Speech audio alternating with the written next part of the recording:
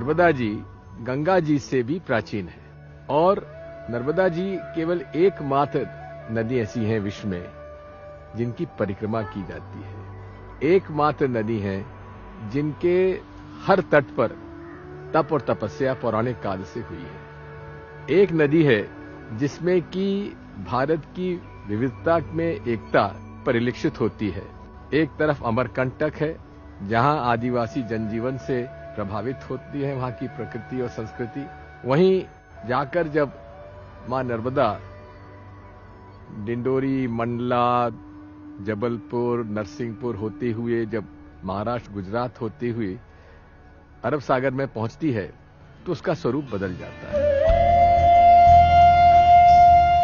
अहोमृतम स्वनम श्रुतम महेश केश जा तटे किरात सूत वाण वेशु पंडिते शठे नटे दुरंत पाप ताप हारी सर्व जंतु शर्म दे त्वदीय पाद पंकजम नमामि देवी नर्मदे। मतलब दुनिया में जितने भी तरह के चर अचर गोचर अगोचर जितने भी जीव जंतु मनुष्य इंसान हैं सबके पाप धुलने वाली नदी है और जो दृश्य है वो भी और जो अदृश्य है वो भी, हर तरह के पाप नर्मदा को देखने मात्र से दूर हो जाते हैं। उसमें स्नान करने की भी जरूरत नहीं है।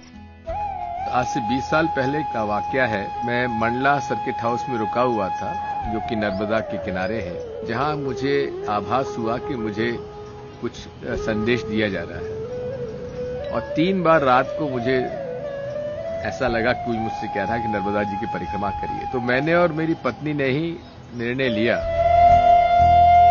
उनका ये संकल्प था कि इसे पूरा करना है, उसमें मैं पत्नी के नाते भागीदार बनी।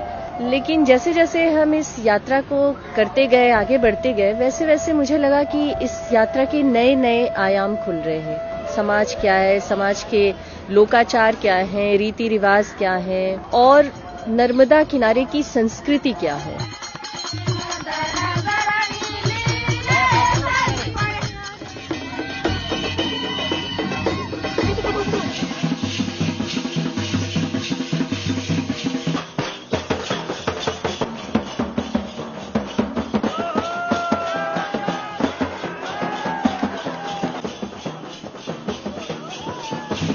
लोगों को बुलाया नहीं, अपने मन से आए। हर समाज के लोग हैं उसमें। कई मुसलमान समाज के हैं, हरिजन भाई है, आदिवासी है, गरीब है, अमीर है। कई लोग बीमार थे जो सोचते थे कि हम नहीं चल पाए, तो वो आज भी चल रहा है। ये मेरा मुंह बिल्कुल टेढ़ा था, आज भी अभी भी टेढ़ा है। बिल्कुल सीधा होगा। मेरी आवाज मेरे मुंह में से बंद थी, मेरी आवाज आज लगी और मैं दौड़ रहा हूँ साहब। मैया की कृपा, फलक फलक उड़ते हैं या अच्छा उड़ते हैं। 12 दिन तक आपको रोकेगी परिक्रमा। नर्मदा प्रेरणा देगी कि आप लौट जाओ, आपको छाले दे देगी, पैर दुखेंगे, सब दुखेंगे। और 12 दिन जैसे पूरे होंगे नर्मदा आपको अपने लहरों पर ले जाएगी। लगभग 1500 किलोमीटर एक तरफ से नर्मदा जी की लंबाई है और हमने उसकी दुगनी यात्रा कर ली। नर्मदा जी के किनारे खेत भी मिले, जंगल भी मिले, पहाड़ भी मिले, पत्थर भी मिले, चट्टानें भी मिली, झरने भी मिले, बहुत सुंदर वन भी मिले, कई बड़े अच्छे आश्रम भी मिले और सबसे बढ़कर ये देखा हमने कि वहाँ के लोगों की जो संस्कृति है वो मुझे सबसे ज्यादा लुभाती रही। सिंधु सिंधु सुस्खल तरंग भंग रंजितम विशत्तु पाप जात जात कारी वारी संयुतम कृतांत दूत काल भूत भीतिहारी वर्मदे त्वदीय पाद पंकजम। मां नर्मदा जी के किनारे जो लोग बसते हैं उनका एक लगाव है मां नर्मदा जी के प्रति और परिक्रमा वासियों के प्रति ये अद्वितीय है। जहां हम गए हैं उन्होंने प्रेम पूर्वक सद्भाव के साथ हमारा स्वागत किया, अभिनंदन किया। उन्होंने जिस ढंग से खाना भी खिलाया है, रुकाया भी है, सहयोग भी किया है। लाखों लोग हमारे साथ एक मिनट के लिए आए, 15 मिनट के लिए आए, 6 घंटे के लिए आए, 6 दिन के लिए आए, हमारे साथ चले भी हैं। वह सब इसमें भागीदार है जिसकी वजह से हम लोग सानंद मां नर्मदा की यात्रा कर पा रहे हैं।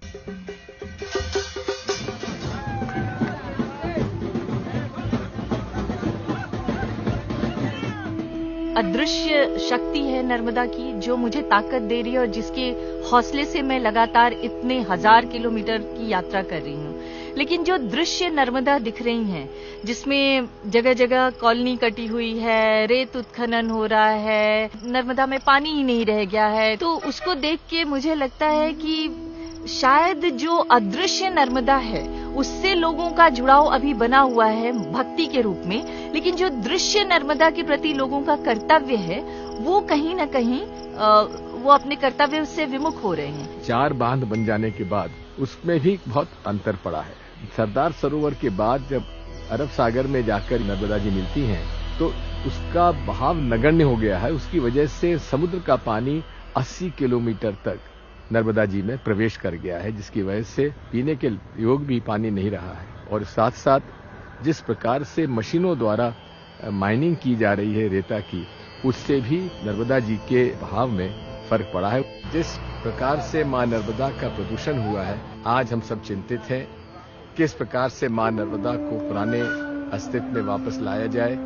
इस पर हमें चिंता होनी चाहिए। कर्जा है, कर्जा है जी। कितना कर्जा है? 23,000 भेजा है, कल का है पेशी।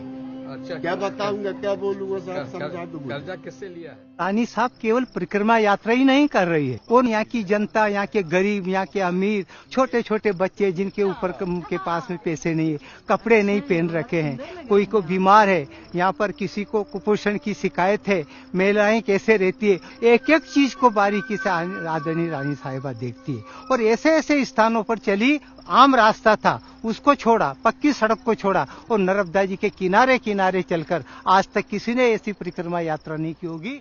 मेरे लिए जो सबसे अमूल्य धरोहर अगर इस यात्रा का कहा जाए तो वो ये है कि इसके किनारे बसे लोगों का जो प्रेम और स्नेह मिला, शायद मैं इस जीवन में क्या अगले जन्मों में भी उस स्नेह को लौटा पाऊंगी कि नहीं मुझे पता नहीं, पर वो मेरे लिए बहुत बड़ी पूंजी है। आज हमारी नर्मदा परिक्रमा पूरी हुई है।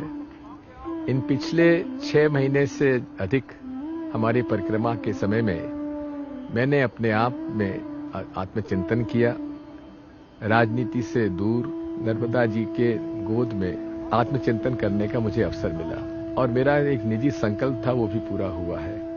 मैं मां नर्मदा से यही प्रार्थना करता हूं कि जो भी मुझसे त्रुटियां हुई हैं, जीवन में गलतियां हुई हैं, उस मुझे माफ करें और एक नए इतिहास, एक नए रास्ते पर, एक नई दिशा में मुझे चलने का अवसर प्रदान करें। अहोमृतं स्वनं श्रुतं महेश